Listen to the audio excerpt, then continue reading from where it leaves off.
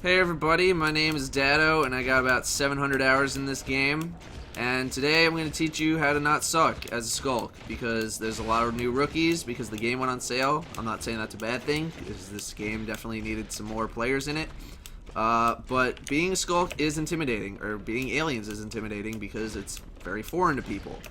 Most rookies tend to go Marines, leaving all the people who actually know what they're doing to go aliens, and then the Marines get stomped. And then the rookies will be like, oh, well, that seems really easy. Let me go Skulk. And then they just die a lot because they don't know how to move around the map and they don't know how to fight Marines. So today I'm going to teach you how to not suck. And we're going to go over movement.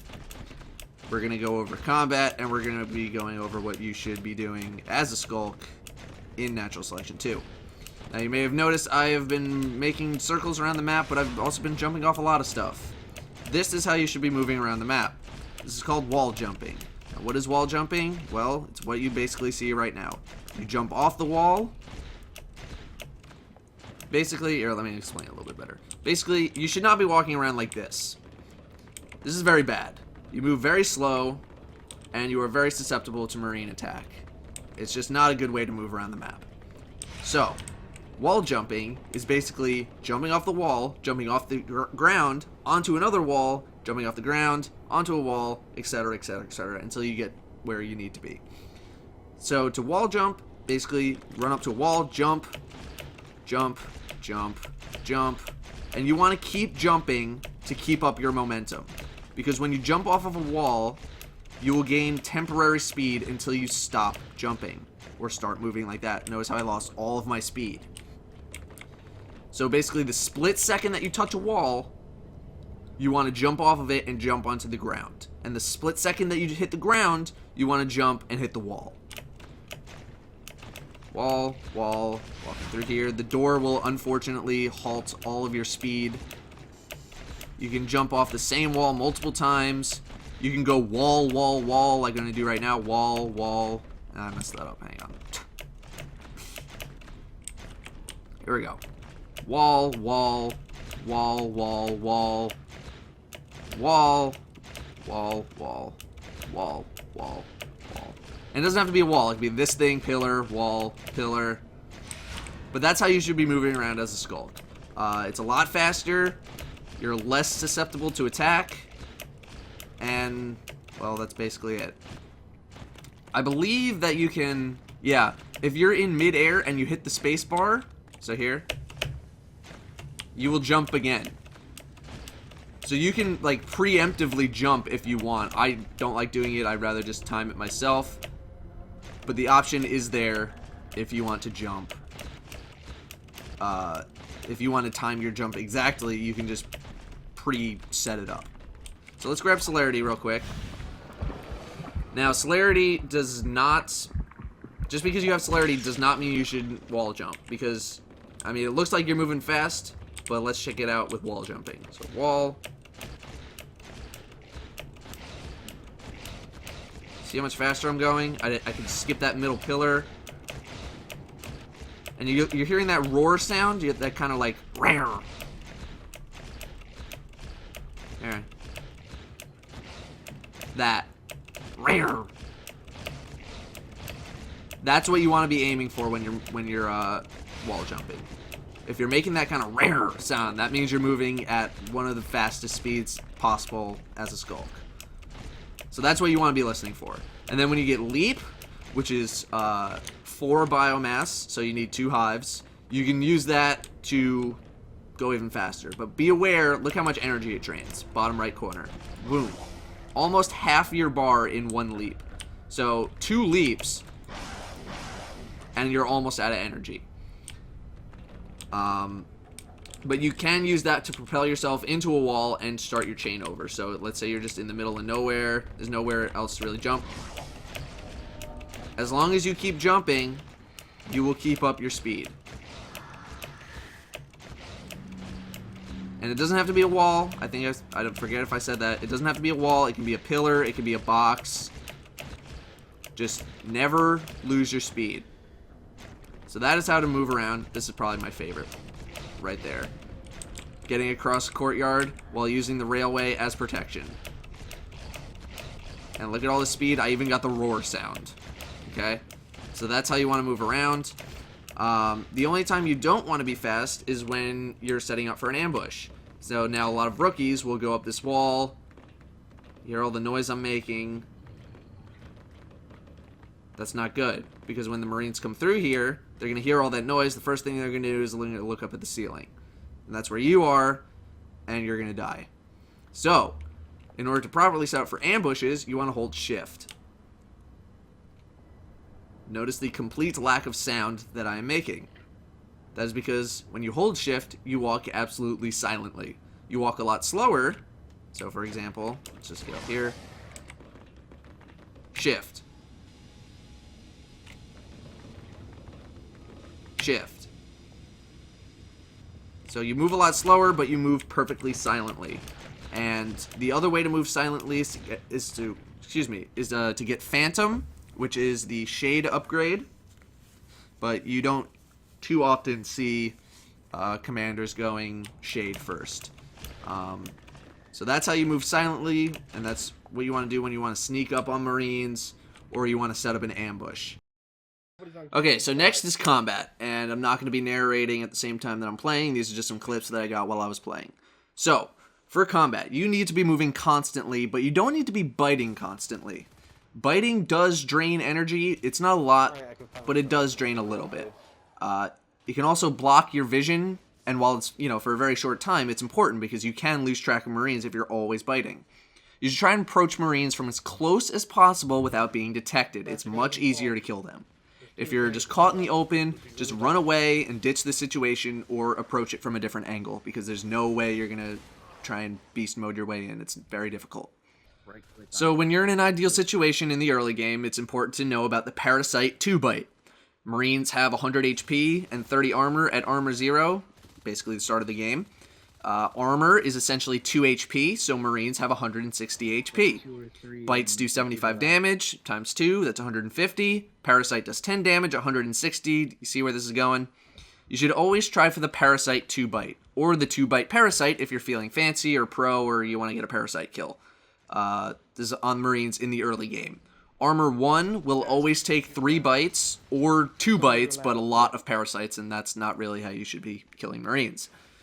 Now, when fighting Marines, you should be jumping and or staying under their feet the whole time. The more you move around, the harder you are to track. But be aware that Marines can kill you as fast as you can kill them. My go-to technique, if I'm charging from the front, is to Parasite on the approach, and then get behind them as quickly as possible while biting. Kind of like strafing around them while biting. You'll be surprised at how quickly you can actually kill Marines. But I do not recommend charging Marines head-on from long distances. If you can get a good wall jump and get to them quickly, then fine, do it. Ideally, when you're fighting Marines, you want to bait them into using most of their clip, and then you want to jump on them while they're reloading or they switch to their pistol. But keep in mind, at the start of the game, it only takes, I believe, 9 machine gun shots to kill you, or 4 pistol shots to kill you. So a good shot, can still get you with the pistol. To properly bait, simply engage the Marine, then move around a lot. Jump behind the pillars, jump around corners, behind walls. Anything that gets in the way of their bullets and you. Then, while they're reloading or they're switching weapons, just jump in and kill them. But you need to be really, really quick on the keyboard and mouse. If you ever stop moving while fighting a Marine, you're dead. You're already dead. I've killed way too many Skulks who just stop moving because they lost their target. They'll absolutely stop moving, turn their heads with the mouse to try and find me, and then they just die. Do not do that. If you do lose track of your target, it's okay to just, jump away and reestablish your vision of them and then engage again. But never, ever, ever, ever, ever stop moving. While traveling, you should always have your map up. Notice how often I'll have my map up in this clip. If you're not actively chomping or scouting something, your map should always be up. This is partly for navigation while you're a rookie, you're still learning the maps, but it's mainly for finding out where your enemy is. When you hear something is under attack, the first thing that you should do is open your map and find the blinking red thing, because that's the thing under attack. I believe the default is C for the map, but I changed mine to tab. It's just easier. Find whatever button is easiest for you to hit. So lastly, the question of, what should I be doing? If you're ever at a time where you have nothing to do, you should be attacking marine extractors, aka resource towers, aka RTs. You should be mainly attacking the RTs that are not located at a tech point, at least later into the game. At the very beginning of the game, when they probably don't have phase gates and all that kind of stuff, then yeah, you can attack tech point RTs. If you've played StarCraft 2, attack their naturals. If you don't know what that means, the naturals are the RTs next to their starting base. They have 4,500 HP, which is about 60 bites, which is, I'm not sure how long, but maybe around 45 seconds of biting. It seems like you're doing nothing, but you are actually doing a lot. You're bringing Marines to your location to stop you, and you're taking away them from the front lines from progressing. And if they're not coming back to kill you, then you're just killing their stuff, and then they're going to have to come back eventually anyway to rebuild it. Killing stuff means they got to spend money getting that RT back, which means less res for them, which means less upgrades and progression, which means more winning for you. Killing RTs, this is the most important thing. Killing RTs is the single most important thing you can do in this game, especially within the first 10 minutes of a match. If you're not great at fighting, you could literally spend every game of NS2 killing extractors, and you would contribute more than probably 80% of players. If you're bad at fighting Marines, just go kill extractors. It is just as, if not more helpful than killing Marines. But when killing structures, always prioritize RTs and pretty much any other structure over the power node. The power node costs 0 to repair, except for a welder, while everything else costs resources. Sorry, I was useless, Data. For later game, when you're attacking Marine bases, you should prioritize phase gates and observatories. But it obviously depends on the situation, how much the base is built up, how many people you have with you, what life form you are, etc. I mean, for the purposes of this video, let's say you're a Skulk. Phase gates is fairly obvious, but observatories might not be. Without an observatory, the Marine commander can't beacon the Marines to that base. But also keep in mind that they need a command chair to beacon to that base. So if they have an observatory, but not a chair, you want to go for the phase gate if they have a phase gate. If they don't have a phase gate, then yeah, just kill the observatory. The only time you should go for power first is if you're rushing with a ton of people or trying to disable a whole lot of structures at once. This shuts everything down in the room, but be aware that the commander can still power surge phase gates and observatories if they have a robotics factory. So you should prioritize killing those structures immediately after killing a power node when base rushing, just to be safe. If you're just harassing bases, then a 2 Skulk attack on an arms lab can be brutal. The same goes for an advanced armory or even a proto lab. Most of the time you can get the commander to pop out of the chair or force a lot of Marines to come back to base, but don't overdo it. Don't do it so many times that they, start setting up defenses in their base. Even though that is maybe a waste of resources, it's still, just going to be end up being a waste of time. Upgrades that you should get as a rookie: Celerity, Carapace, and Phantom. Once you get more familiar, you can kind of try the other stuff, switch in between Carapace and Regen if you need to, regen your HP. But Celerity and Carapace will probably stay the same. You might swap Phantom for Aura once you kind of learn what you're doing. Use Aura if you plan on Xenociding. Just a quick note on Xenociding.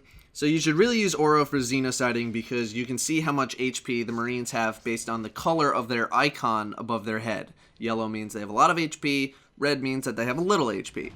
So if Marines have Armor 3, you will not be able to just run in Xeno and get a ton of kills because a Xenocide at max damage against a full armor Marine does not kill them. So the best way to do it is to go in pairs. One Skulk goes in, Xenocides, gets everybody low, and then the next Skulk goes in and Xenocides and hopefully racks up a ton of kills. Remember to activate Xenocide early because it does take a few seconds to explode. It has to kind of charge up.